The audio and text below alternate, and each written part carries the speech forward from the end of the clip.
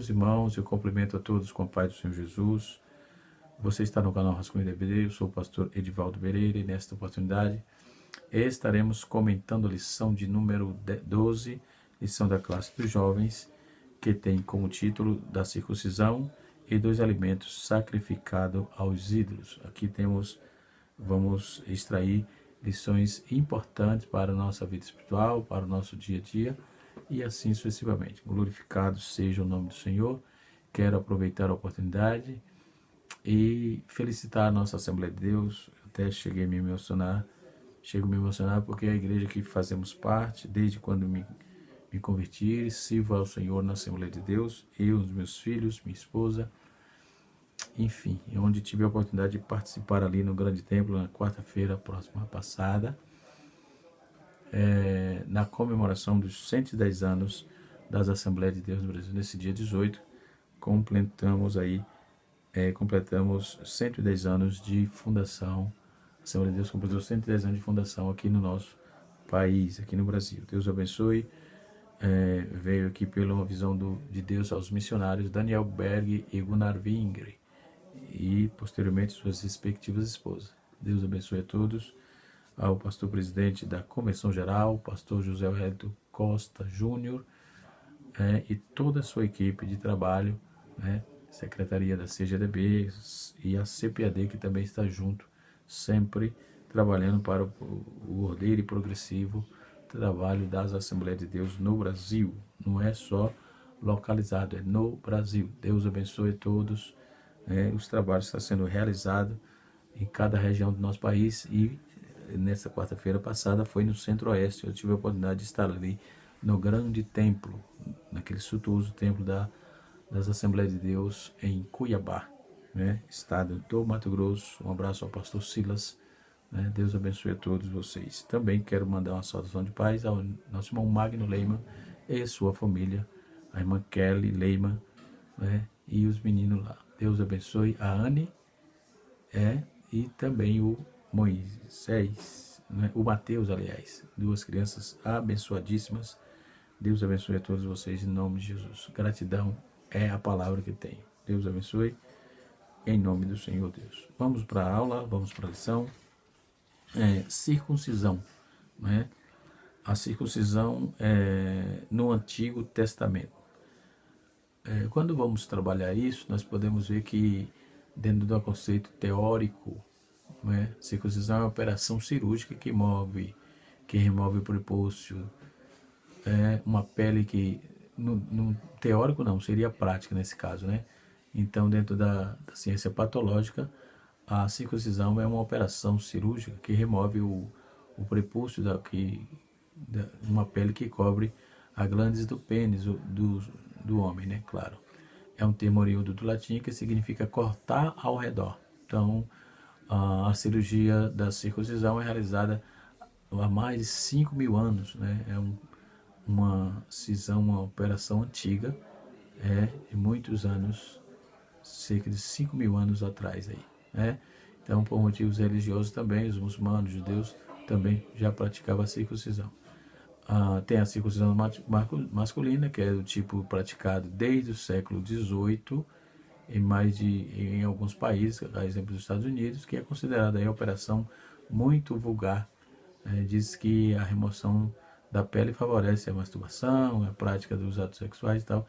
São essas informações meio que nocivas, mas se faz necessário trazermos aqui até para firmar aí todo o conceito desta terminologia. Então, há muitos anos atrás, a circuncisão era mais comum, mas atualmente, aí, tirando em casos religiosos, a prática regular de hábitos de higiene estão substituindo os benefícios da cirurgia, Então, hoje não se ouve falar dessa cirurgia mais, pelo menos eu não tenho conhecimento.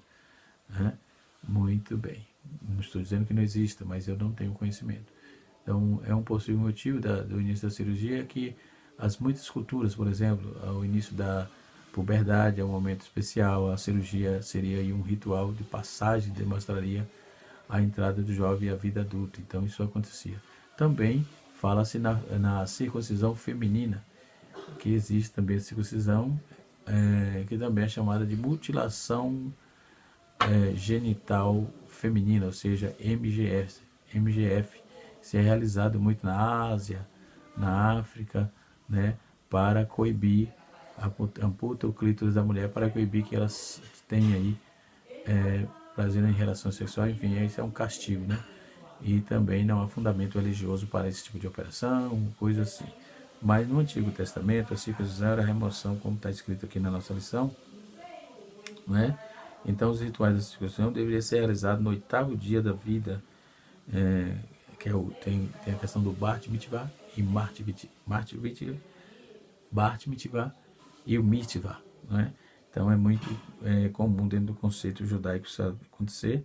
Então simbolizava aí a inserção do indivíduo ao povo eleito, né? Segundo a promessa feita a Abraão. Né? Então a desobediência a essa ordenança divina resultaria na expulsão da comunidade. Isto, conforme está aqui na nossa lição, isso poderia significar vagar pelo deserto, em transformar em escravo e até morrer, né? A circuncisão também tinha aí uma função especial na saúde do homem e da mulher, que era considerando as condições de vida dentro de um ambiente nômade, né? Como de Abraão e seus descendentes.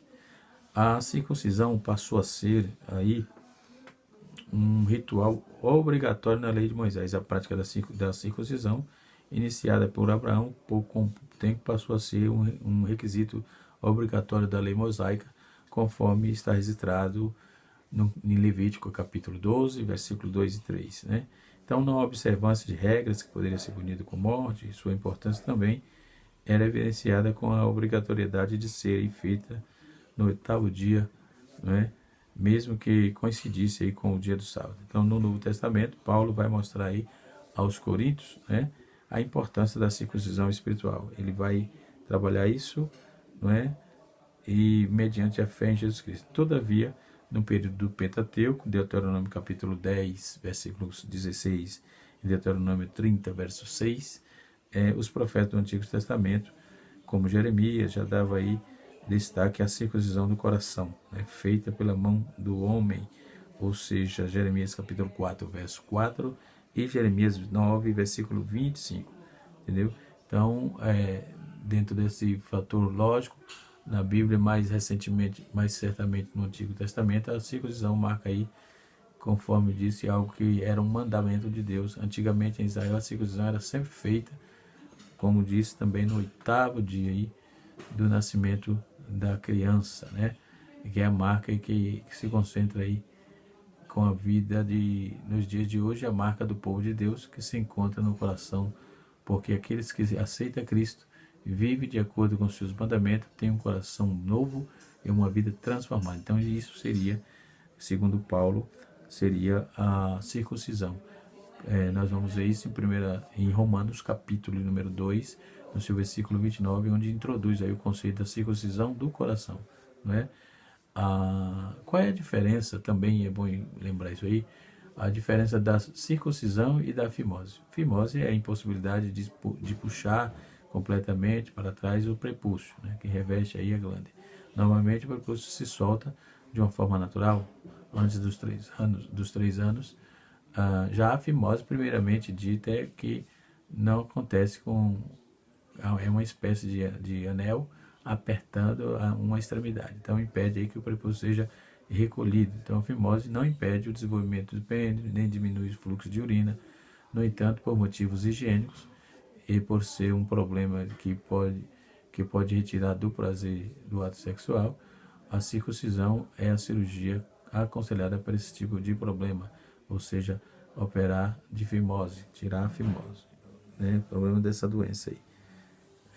Então, trazendo esse escopo de informação, voltamos aqui à nossa lição. A lei da circuncisão não libertaram o povo de Israel na escravidão do pecado, né? Os judeus se achavam superiores aos povos gentios, a seres herdeiros da promessa dada por Deus. Então, os seres aí também, por serem receptores da lei, né? Eles mantinham aí uma identidade exclusiva por meio do ritual da circuncisão. né? Nem que apenas aumentava mais a arrogância e a hipocrisia eles buscavam a Deus, mas de maneira equivocada. Os rituais e as práticas de purificação pretensas aí da santificação não foram suficientes para alcançarem a tão sonhada justificação diante de Deus. Então, essa prática praticamente de nada valia, não é? E assim sucessivamente, né? No segundo tópico, o comentarista colocou aqui a circuncisão e o cristianismo. No Concílio de Jerusalém, primeiro subtópico, do segundo tópico, assim, deliberou a respeito da questão da circuncisão. Nós vamos ver isso dentro do conceito histórico da igreja, né? E principalmente no conceito da patrística. Então, a expansão do evangelho para o território gentil, por meio da evangelização, fez com que muitos conflitos com relação à circuncisão surgissem, né? O assunto se tornou tão incômodo que, por volta dos anos 50 depois de Cristo, foi realizado o Concílio de Jerusalém, com a participação de Paulo, Barnabé e alguns outros apoiadores da igreja em Antioquia, né? Então, juntamente com os apóstolos, os anciões da igreja em Jerusalém. Então, vamos ver isso em Atos capítulo 15, versículo 1 até o versículo 29, e também Gálatas capítulo 2, versículo 1 a 10, ok? Então, essa questão que na igreja de Corinto não se deveria fazer distinção entre entre circunciso e circunciso. Paulo vai trabalhar isso no capítulo 7, versículo 18, quando diz assim: ninguém chamado estando circuncidado, fique circuncidado. Alguém chamado estando incircuncidado, não se concide. Então, Paulo resolve a questão aqui, logo no capítulo 7, versículo 18. A circuncisão é dada à incircuncisão, e a circuncisão não é mais sim a observância dos mandamentos de Deus. Então, o importante é observar os mandamentos da palavra de Deus, os mandamentos de Deus para a salvação e para a edificação da vida espiritual, né? A circuncisão não era tão importante assim, ok? Não era tão importante assim, mas conforme disse Paulo aqui no capítulo 7, verso 18, né? A igreja ela deveria fazer distinção entre o circunciso, não deveria fazer essa distinção, né?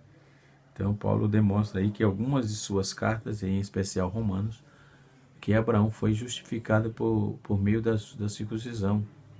Não foi justificado por meio da circuncisão, mas sim pela sua fé no Todo-Poderoso. Ele afirma que tanto os judeus quanto os cristãos são descendentes espirituais de Abraão. Então, aos Coríntios, ele orienta: quem está circuncidado, continue circuncidado. Quem não está circuncidado, continue incircunciso. Ele deixa bem claro que a circuncisão é apenas um sinal externo para os judeus e não importa diretamente na salvação. Tem muitas implicações no dia de hoje que se questiona muito, né? E às vezes as pessoas sem conhecimento colocam julgo nas pessoas, e às vezes as pessoas ficam ali na igreja e tentando lidar com situações que não tem nada a ver com salvação, não tem nada a ver com nem tanto para ganhar, nem tanto para perder a salvação. Então, é um negócio irrelevante. A circuncisão é uma delas. Tem várias outras, né, que poderíamos citar aqui, mas como estamos trabalhando a circuncisão é uma dessas coisas totalmente desnecessária, né, diríamos assim. Então, a verdadeira circuncisão é do coração. Então, os judeus ensinavam, mas não praticavam a lei, portanto, de nada valia um sinal externo, e as práticas não condiziam com o que se ensinava. Então, Paulo afirma aqui, que a verdadeira circuncisão é que ocorre no interior do ser humano, em seu coração, que só pode ser realizada pelo Senhor. Em Romanos capítulo 2, versículo 25 e 29. Entretanto, isso não significa que o exterior não é importante, né? Mas sim que a verdadeira transformação deve acontecer de dentro para fora. Então, isso é a nossa transformação, a mudança de vida, a mudança das intenções do coração, do intelecto, né, por meio da renovação do Espírito Santo na vida do homem após o homem aceitar a Cristo como Salvador. O terceiro tópico da nossa lição vai falar dos alimentos sacrificados aos ídolos, né? Os açougues de Coríntios nos dias de Paulo. E nós vamos ver que no primeiro século os mercados da cidade de Corinto vendiam as obras da carne de animais, as sobras da carne de animais que eram sacrificadas aos ídolos nos templos pagãos. Então por isso que vem essa recomendação que Paulo nos traz. Comprar nesse açougue era uma rotina normal na vida e tal. Então não era problema para os seus habitantes, com exceção da comunidade judaica. Naquela época acontecia também algumas festas nos pátios do templo, dos ídolos, dos quais todas as pessoas podiam participar, né, livremente, conforme está escrito aqui no capítulo 8, versículo 10 de 1 Coríntios, capítulo 1 Coríntios, ok? Então, nós podemos avisar que em Corinto era em sua grande maioria, essa era praticada quase na única oportunidade de comer carne, né? Então, podemos ver que comprar carne sacrificada aos ídolos Paulo vai advertir isso, vai trazer essa advertência. E na lição, podemos observar que com a chegada do Evangelho na cidade de Corinto, que era uma igreja nova, né, uma igreja que estava se estabelecendo ainda, Paulo vai fazer essas observações, né? Muito bem. Eu separei aqui 5 pontos que vamos destacar acerca desse texto aqui, que a Bíblia nos aponta, né? Que Paulo vai nos falar aqui. Então, toda a população de Corinto praticava a idolatria, exceto a pequena colônia judaica. Isso é um primeiro ponto. A idolatria era uma religião nacional, né? Como dissemos aí, o templo de Afrodite estava no meio de ídolos, a adoração aos ídolos estava no sangue dos coríntios, né?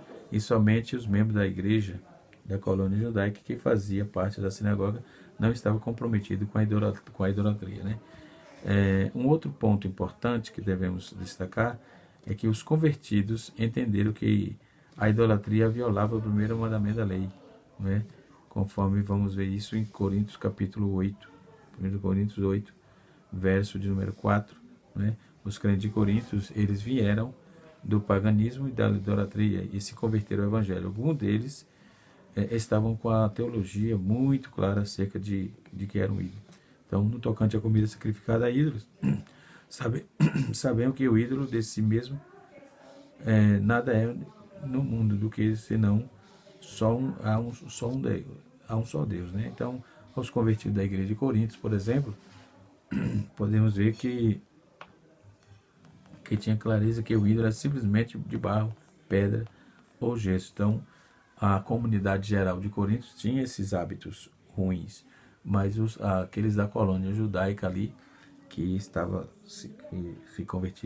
havia se convertido a Cristo, estava fora dessa parafernália, desses problemas aqui. Então, os convertidos da igreja incluinte tinha clareza de que um ídolo era simplesmente barro, madeira, gesso. Além disso, nada além disso, né? Então, o ídolo não devia ir em si mesmo, ter vida em si mesmo. Então, a teologia deles era correta, no caso da colônia judaica, certo? Outro ponto importante, que eu falei 5 aqui, havia 3 lugares onde se encontrava a carne sacrificada aos ídolos, em Corinto. Nesses lugares, crentes precisavam se acautelar.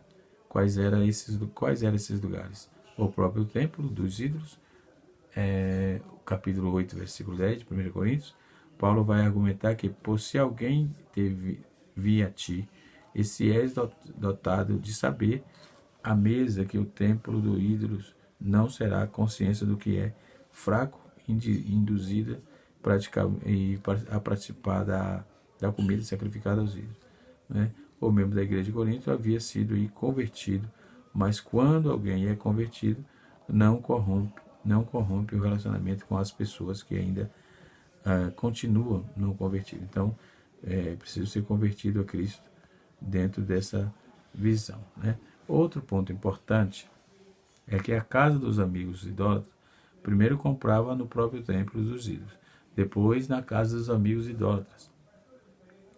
Capítulo 10, versículo 27 e 28 de 1 Coríntios. Então, esse era o segundo lugar onde as pessoas poderiam encontrar carne sacrificada aos ídolos, na casa de algum amigo incrédulo.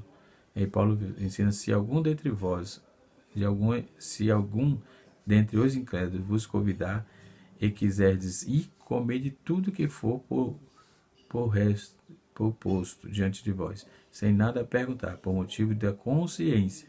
Então, por isso que Paulo vai trabalhar esta proposta aqui, ok? Uma visão interessante. Depois, também, onde se encontrava muito carne sacrificada da ida, era no mercado público. 1 Coríntios, capítulo 10, verso 25. Então, Paulo vai e diz assim, aconselha e diz: comei tudo que vende no mercado, sem nada perguntar por motivo da consciência. Capítulo 10, verso 25. Então, tanto os sacerdotes quanto os adoradores acostumavam vender carne que sobrava lá do sacrifício para os açougueiros. Né? Agora, veja as duas informações importantes que temos aí para nós. Os animais, primeiro, os animais sacrificados tinha de ser perfeito, portanto a carne sacrificada era a melhor carne. Então, a dona de casa não tivesse nenhum escrúpulo em relação ao assunto, e até o açougue procurava saber qual a carne sacrificada aos ídolos. Então, segundo ponto importante também é que os estudiosos dizem que a parte que desejava dessa carne, que sobejava dessa carne sacrificada no templo, era vendida, né, por preço menor ao comerciante do mercado de carne. Portanto, comprava-se carne da melhor qualidade por um preço menor, né? Um outro ponto de partida, que eu falei de 5, né, que temos aqui no capítulo 8, né, destacar 5 pontos importantes. O quarto na igreja de Corinto, formava-se 2 grupos opostos, né? Então, que grupo era esse? Eram os abstinentes e legalistas, e também os permissivos e libertinos, né? Os abstinentes, algumas pessoas que Paulo identifica como os de consciência mais fraca, né? Eles diziam: nós não podemos comer carne, em hipótese alguma, né? Pois corremos o grave risco de comer carne sacrificada a ele. Para não correr risco deles decidirem cortar a carne do cardápio, então tornaram-se vegetarianos para não caírem no perigo de comer carne sacrificada a ele. Já os permissivos e liberais, Paulo vai chamar de os fortes. Eles diziam: não, tolo é nada, né? Não passa de um pedaço de barro ou de madeira que não tem valor algum. Então, quando se referia aos ídolos. Então, esse aí os permissivos que trabalhava isso. Então, os crentes se dividiram com esse tipo de maturidade. Então, a igreja, nesses 4 partidos, agora ele comete um pecado em nome do conhecimento. Feria a comunhão da igreja. A igreja dividiu em 2 grupos. Uns achando que não podia comer carne de maneira nenhuma, e outro achando que podia comer de qualquer circunstância. E assim que a igreja mais vezes sofreu uma bala aí da quebra de comunhão. Então, isso que está escrito na carta de Paulo aos Coríntios, no capítulo 8, né? E assim sucessivamente. Em quinto lugar, que é a quinta posição que eu falei, Paulo vai chamar os 2 grupos de fraco e fortes, né? O grupo de Paulo batizou de fracos, né? Os que ele abstinha totalmente da carne. Chamava o grupo denominado de forte. Então, os que comiam carne, quaisquer circunstâncias de crentes mudando, né? E os fortes chamavam os abstinentes de fracos, de fanáticos, pessoas sem entendimento. Então, trouxe aí um cisma também para a igreja de Corinto. Qual o princípio se deve reger essa questão da liberdade cristã?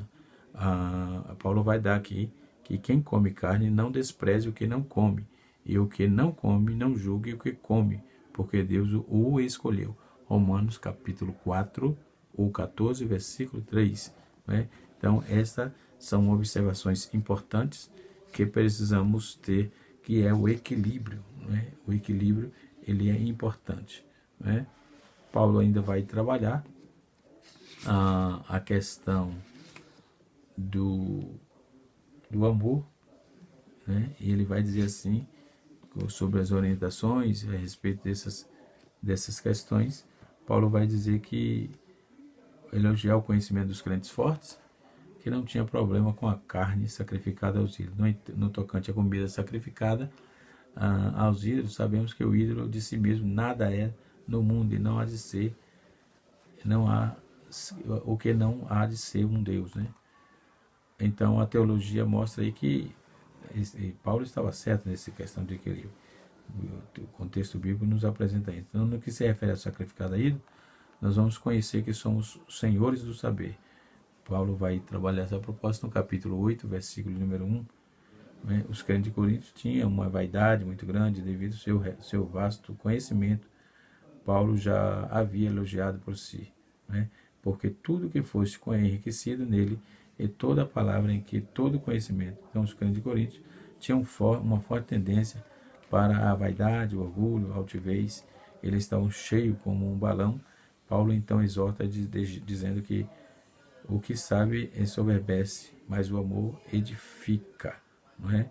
Dizendo que o saber ensoberbece, mas o amor edifica. Então isso é importante. O conhecimento não pode sobrepujar ou sobrepor o amor, né? O amor é o maior mandamento, o amor é o maior compêndio, né? É o maior fator racional e cristão da vida do crente, porque Deus nos amou primeiro, sendo nós ainda pecadores. Portanto, não devemos substituí-lo de maneira alguma. Aí Paulo vai trabalhar também, ele vai estar ensinando, falando sobre o amor, vai dizer que o amor ao seu irmão deve reger da liberdade cristã para as pessoas fracas. A carne sacrificada a ele era contaminada.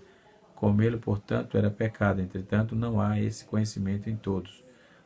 Porque algum pode, por efeito de familiaridade, até agora, com o ídolo, ainda come dessas coisas que são sacrificadas. Então, tudo que precisa é um equilíbrio. Até para fazer uma crítica, para ensinar, precisa ter um equilíbrio e um cuidado mais pertinente, mais apurado dentro desse contexto, né?